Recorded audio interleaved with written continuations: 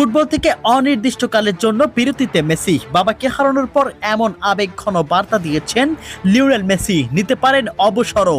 এমন এক খবরে যা কাঁপিয়ে দিয়েছে পুরো আর্জেন্টাইন ফুটবল বিশ্বকে। এমনকি মেসির কথায় উঠে এসেছে ফুটবল আর কতদিন চালিয়ে যাবেন সেটি নিয়েও তিনি এখন নিশ্চিত নন। তাহলে কি বাবার মৃত্যুর শোকেই ফুটবলকে বিদায় জানানোর পথে আর্জেন্টাইন মহাতারকা লিওনেল মেসি? বিস্তারিত রিপোর্টে।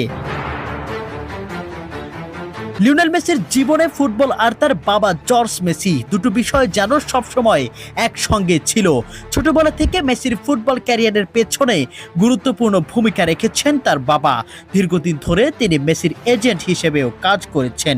কিন্তু সেই বাবাকেই হারিয়েছেন মেসি। 8ই আগস্ট 2026 আর্জেন্টিনার রোজারিওর এক মেডিকেল ক্লিনিকে 68 বছর বয়সে মারা যান জর্জ মেসি। তিনি দীর্ঘদিন অসুস্থ ছিলেন। বাবার মৃত্যুর পর সামাজিক যোগাযোগ মাধ্যমে একটি হৃদয় বিদারক বার্তা দেন মেসি।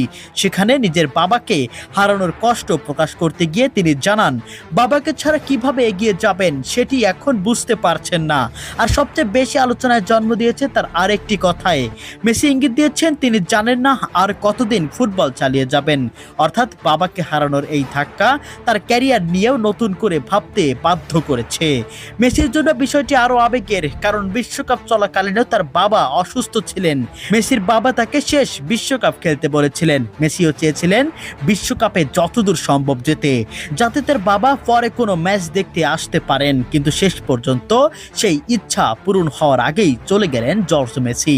এখন প্রশ্ন, মেসি কি সত্যি ফুটবল থেকে অনির্দিষ্টকালের জন্য সরে দাঁড়াবেন? কিছু প্রতিবেদনে দাবি করা হয়েছে মেসি আপাতত ফুটবল থেকে দূরে থাকার সিদ্ধান্ত নিয়েছেন।